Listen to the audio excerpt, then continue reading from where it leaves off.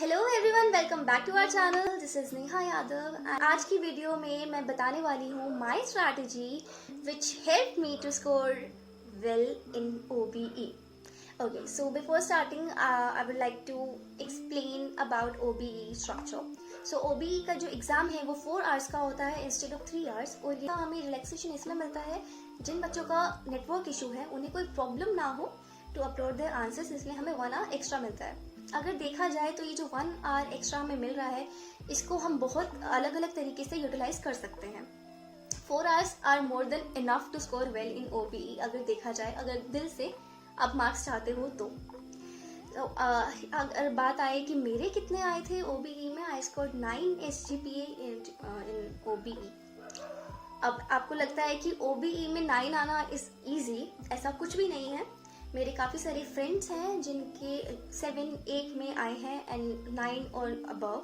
बहुत कम बच्चों के, बहुत कम स्टूडेंट्स के आए हैं इन माय बैच। सो इसलिए मैं अपनी स्ट्रैटेजी बताऊंगी कि मैंने ऐसा क्या डिफरेंट किया जिससे मुझे हेल्प हुई या फिर मेरे लिए बेनिफिशियल साबित हुआ। ओके, सो मैंने इस वीडियो को 3 पार्ट्स में डिवाइड किया है। पहले पार्ट में मैंने ये बताया है कि आप आज से क्या करें जिससे आपका 50% मार्क्स इंक्रीज हो सकता है, and second is what should you do the night before your exam, and third is what should you do while giving your exam और after the completion of your exam. Video को end तक जरूर देखिएगा because मैं अपनी sheet show करूंगी जिससे आपको क्लियर हो जाएगा कि प्रेजेंटेशन पेपर की कैसे करनी है। And do not skip this video because her point पे कुछ ना कुछ आपको इम्पोर्टेंट पता लगता रहेगा। ओके, सो आते हैं फर्स्ट पॉइंट पे कि आज से आपको क्या करना है। सो OBE के लिए सबसे मेन काम होता है कंटेंट। आप OBE का जब एग्जाम दे रहे होगे तो आपके पास कंटेंट क्या है। OBE के नाम से याद आता है कि भाई हमारे पास बुक्स होनी बहुत जरूरी है, विच इज ट्रू। बुक्स होनी जरूरी है क्योंकि वहीं से आप आंसर्स कर पाओगे। अब बहुत बच्चों की क्वेरीज होती हैं कि 10 ईयर्स से काम चल जाएगा क्या। अगर मैं अपना बताऊं, टेन्योर मेरे लिए बहुत ज़्यादा बेनिफिशियल नहीं रही थी। मेरे पास भी सिर्फ 10 ईयर्स थी, मुझे लगा था कि सिर्फ 10 ईयर्स से काम हो जाएगा, बट ऐसा नहीं हुआ। तो मुझे गूगल की हेल्प लेनी पड़ी। तो अगर आपके पास बुक होगी तो बहुत अच्छा होगा। अगर बुक्स नहीं है आपके पास तो आप PDF ले सकते हैं, कहीं से PDF डाउनलोड कर सकते हैं। एंड PDF डाउनलोड करने के बाद अगर आपका तब भी PDF डाउनलोड करने के बाद सबसे पहले आपको क्या काम करने के बाद PDF से गो थ्रू कर लो कि कौन सा टॉपिक आपको कहाँ पे है, सो दैट कि जब आप क्वेश्चन पेपर सोल्व कर रहे हो या फिर जैसे क्वेश्चन आप देख रहे हो तो आपको पता लग जाएगा, अरे हाँ ये वाले क्वेश्चन का आंसर तो मैंने उस पेज पे देखा था। इससे आपका टाइम बच जाएगा। तो बस गो थ्रू तो करना तो बहुत ज्यादा जरूरी है, चाहे आप पढ़ो चाहे ना पढ़ो, गो थ्रू जरूर करना है आपको कंटेंट से।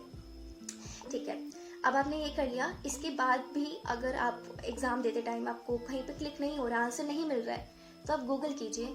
गूगल आई थिंक इस केस में मोस्ट रिलायबल सोर्स है। मैंने बहुत सारे आंसर्स गूगल से ही किए थे, बहुत कम आंसर्स थे जो मैंने बुक से किए थे बिकॉज मेरे पास बुक नहीं थी। सो आप ये कर सकते हैं। दूसरा काम आपको क्या करना है, ये आपने अभी तक मे बी कर लिया होगा, अगर नहीं किया है तो आपको मस्ट है ये काम करना। आप एक ग्रुप बना लीजिए, उस ग्रुप में आप अपने सारी फ्रेंड्स को ऐड कर लीजिए जिनका सेम पेपर है। अब आपके you must be having some friends in other colleges as well, उनको भी इस ग्रुप में ऐड कीजिए। जितने लोगों को आप इस ग्रुप में ऐड कर सकते हैं आप ऐड कीजिए। इसके बाद क्या होगा, इससे क्या होगा कि आपको एग्जाम वाले दिन जैसे ही किसी को आंसर मिलता है वो आपको ग्रुप पे भेज देगा। अब बहुत सारे लोग सोच सकते हैं कि जैसे क्लास ग्रुप भी तो है तो ग्रुप बनाने की क्या जरूरत है। क्लास ग्रुप में कोई अपना टाइम वेस्ट करना नहीं चाहता है बिकॉज क्लास ग्रुप पे, जैसे मेरा भी जो क्लास ग्रुप था उसमें बहुत कम लोग थे जो आंसर्स भेजते हैं। अगर फ्रेंड्स वाला ग्रुप होता है तो फ्रेंड करके भेज देते हैं आंसर। तो ये काम आपको करना है। इससे क्या होगा, जैसे ही आपके पास क्वेश्चन पेपर आएगा आप क्या करोगे, क्वेश्चंस को डिवाइड कर लोगे। ये वाला क्वेश्चन मैंने करना है, ये वाला क्वेश्चन तुम लोग करोगे। आपने जैसे ही वो वाला क्वेश्चन किया, आप उसकी PDF बना लो। PDF साथ साथ बनानी है ताकि आपका टाइम वेस्ट ना हो। PDF बनानी है और आपको ग्रुप पे सेंड कर देनी है। ऐसे ही आपकी फ्रेंड भी करेंगे। आपके पास क्या होगा, जैसे ही आप एक आंसर भेज रहे हो, आपको 4 क्वेश्चंस करने होते हैं। उन 4 में से अब आप फॉर एग्जाम्पल 6 लोग हैं ग्रुप में, तो बाकी के लोग 5 क्वेश्चन तो करेंगे। आपके पास उसी टाइम बाकी के 5 क्वेश्चन के आंसर हो जाएंगे। आप अपनी कन्वीनियंस के अकॉर्डिंग उन क्वेश्चंस को कर सकते हो। आपको बाकी क्वेश्चन ढूंढने की जरूरत नहीं पड़ेगी। आपको फर्स्ट क्वेश्चन खुद करना है और बाकी आपको मिल जाएगा। नाउ ये चीज थी कि आपको क्या क्या चाहिए OBE में, ये सबसे मेन था। Coming to the second question कि what should you do the night before your exam. So उस दिन आपको क्या करना है, आपको सबसे मेन है कि आप लिखोगे किस पे, शीट्स। सो वो शीट्स या तो प्लेन हो सकती हैं, ब्लैंक हो सकती हैं, या फिर रूल्ड हो सकती हैं। आप दोनों में से कोई भी ले सकते हैं, कोई ऐसा हार्श रूल नहीं है। सो आप वो शीट्स लीजिए जो भी आपको लेनी है। उसके बाद जैसे मैंने क्या किया था, मैंने ब्लैंक शीट्स ली थी और मैंने ब्लैंक शीट्स पे मोटे मोटे मार्जिन ड्रॉ कर ली थी, सो दैट मेरी शीट जल्दी भर जाए। आप भी ऐसे कर सकते हो। फिर उसके बाद आपको क्या करना है, आप जैसे जो डिटेल्स होती हैं, नेम, पेपर नेम, वो मैं आपको यहाँ पर अभी फॉर्मेट दे दूंगी कि जो आपको क्या क्या लिखना है वो आपको रात को हर शीट पे आप वो लिख लीजिए, ठीक है। अब इसके बाद क्या होगा, आपने ये कर लिया। अब फॉर एग्जांपल मैंने ऑन एन एवरेज 7 शीट्स का लेकर चली थी मैं, कि हर आंसर की मुझे 7 शीट्स तो भरनी है।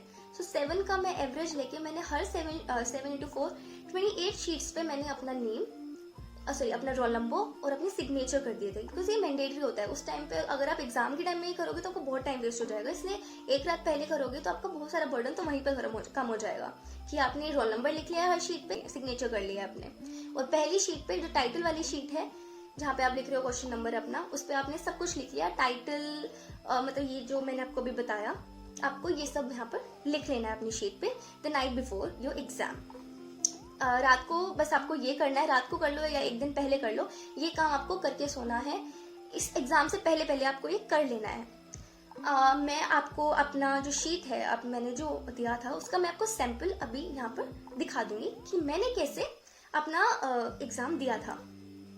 Now third question is what should you do while giving your exam and after completion of your exam. So आपके पास 2 चॉइसेस होते हैं, या तो आप ओबी का जो पोर्टल है उस पर अपने क्वेश्चंस को अपलोड कर सकते हैं, या फिर आप मेल ड्रॉप कर सकते हैं ओबी की जो मेल होती है उस पर। सो अगर आप मुझसे पूछो कि क्या करना चाहिए या फिर क्या कन्वीनियंट रहता है, तो मुझे लगता है ज़्यादा कन्वीनियंट मेल करना होता है, बिकॉज मेल करने में कुछ नहीं होता। आपको बस डिटेल्स तो आप कॉपी करके रखो, सो दैट आप पेस्ट कर दो उसमें और अपना PDF जल्दी से डाल दो और सेंड कर दो, ठीक है। इसके बाद क्योंकि मैंने ये देखा था, टू बी ऑनेस्ट, मैंने बस एक ही एग्जाम में ओबी पोर्टल पे अपलोड किया था। सो उसमें आप PDF पे भी एक PDF भी डालकर अपलोड कर सकते थे, या फिर आप शीट वाइज भी कर सकते थे। लेकिन उस टाइम पे क्या होता था, कभी कभी नेटवर्क इशू हो जाता था, तो टाइम लग जाता है अपलोड करने में, इसलिए मैंने प्रेफर किया कि मैं मेल ड्रॉप कर दूं। सो आप भी प्रेफर करना कि आप मेल ही ड्रॉप करो। इसके बाद आपने ये काम कर लिया। अब आपको क्या करना है व्हाइल गिविंग योर एग्जाम, कि जैसे ही आपने एक क्वेश्चन कंप्लीट किया, आप उसकी PDF उसी टाइम बना लोगे। साथ साथ आपको PDF बनाते हुए चलना है, ताकि आपके पास ये ना बर्डन हो कि आपको अरे मेरे को लास्ट का आधा घंटा छोड़ना है ताकि मैं अपलोड करूं। आप जैसे साथ साथ करोगे तो आपको आपकी स्पीड का भी पता चलेगा कि आपने एक क्वेश्चन को कितनी स्पीड में, कितनी देर में किया, ताकि आप दूसरा क्वेश्चन आपको स्पीड को बैलेंस कर सको, ठीक है। अब नाउ मैंने ऐसा क्यों कहा कि मेल करना चाहिए, वो इसलिए कि कभी अगर आपको थोड़ा सा टाइम ज़्यादा लग गया, फॉर एग्जाम्पल आपको 5 मिनट्स एक्स्ट्रा लग रही हैं, आपका एग्जाम 3:30 पे खत्म होना है, लेकिन आपको 3:35 हो गया। अब 3:30 एग्जैक्ट आपका पोर्टल तो बंद हो जाएगा, लेकिन आपके पास अभी भी चांस है कि आप मेल ड्रॉप कर सकते हो। आपका 5-10 मिनट्स अगर ऊपर नीचे हो रहा है तो इतना ज़्यादा इशू नहीं होता है। लाइक अगर मैं अपना बताऊँ, लाइक मेरे बैच में बहुत सारे बच्चे थे जिनका 4 बजे भी मिल गया है, तो उनका भी रिजल्ट आया है, और ऐसा नहीं है कि फेल हुए या कुछ, उनका भी रिजल्ट सही आया है। तो मेल ड्रॉप करने पे ये रहता है कि अगर आपको थोड़ा सा टाइम एक्स्ट्रा लग रहा है कोई भी रीज़न की वजह से, तो मेल से आपको कोई इशू नहीं होता, वहाँ पे टाइम नोट नहीं किया जाता है। सो इसीलिए मेल मैं बोलूँगी कन्वीनियंट रहता है। बाकी अगर आप पोर्टल पे अपलोड करना चाहते हैं, आपका टाइम पे हो रहा है, तो आई वुड सजेस्ट पोर्टल पे ही कीजिए। पोर्टल पे कुछ नहीं, आप आंसर की जो आपने, अगर आपके 4 आंसर्स हैं उसकी PDF, एक आंसर की PDF आप एक बार अपलोड कर लीजिए, ऐसे चारों की अपलोड कर लीजिए एंड आपको सबमिट करना होता है। लेकिन पोर्टल पे क्या होता है कि आपका जो क्वेश्चन पेपर है, आपका टाइम शुरू हुआ फॉर एग्जांपल 12:30 या 11:30 जो भी आपका एग्जाम शुरू होता है, आप क्वेश्चन पेपर डाउनलोड करो। क्वेश्चन पेपर डाउनलोड करने के बाद ही आप आंसर्स अपलोड कर पाओगे। एंड मेल में क्या होगा, आपके पास जो क्वेश्चन पेपर है, क्वेश्चन पेपर आपके पास हाफ एन आवर बिफोर आपको मेल वो कर देंगे। अगर एग्जाम आपका 11:30 है तो हमारे टाइम पे 11 बजे हमारे पास एग्जैक्ट क्वेश्चन पेपर आ जाता था और हम क्वेश्चन पेपर को सॉल्व करना शुरू कर देते थे। तो अगर देखा जाए तो हमारे टाइम पे हमारे पास 4.5 आवर्स होते थे। तो यही आपके टाइम पे भी होगा कि आप अपना मेल बॉक्स जरूर चेक कीजिएगा। 11 बजे आपके पास मेल एग्जैक्ट आ जाएगी क्वेश्चन पेपर की। नाउ द क्वेश्चन अराइजेस, आपको कितनी शीट्स भरनी है आंसर की। सो अगर आपका प्रैक्टिकल पेपर है, फॉर एग्जांपल अगर अकाउंट्स का पेपर है, तो आपको शीट भरने पर तो ध्यान बिल्कुल भी नहीं देना है। आप जैसे फॉर एग्जांपल अगर आपका एक अगर शीट में भी आंसर हो रहा है या 2 शीट में आंसर हो रहा है तो कोई बात नहीं सोचना कि आपको 3 शीट में करना है, 4 शीट में करना है। प्रैक्टिकल पेपर्स में हमें शीट नहीं भरनी होती है। जितने में आंसर आ जाए, जितने में हमारा प्रैक्टिकल क्वेश्चन सॉल्व हो जाए, दैट्स इनफ। अब बात आती है थियोरेटिकल पेपर में आपको कितनी शीट्स कम से कम मिनिमम भरनी चाहिए। सो शीट्स भरने पे ध्यान मत दो, आप अपना आंसर एक्यूरेट रखने पे ध्यान दो। मैंने कभी भी जब से मैं DU में आई हूँ, मैंने शीट्स भरने पे ध्यान नहीं दिया है।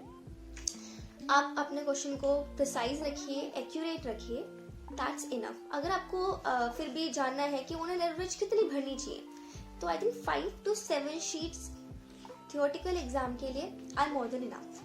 अब मैं आपको अपनी शीट का एक ओवरव्यू दूंगी कि आपको कहाँ कैसे क्या करना है।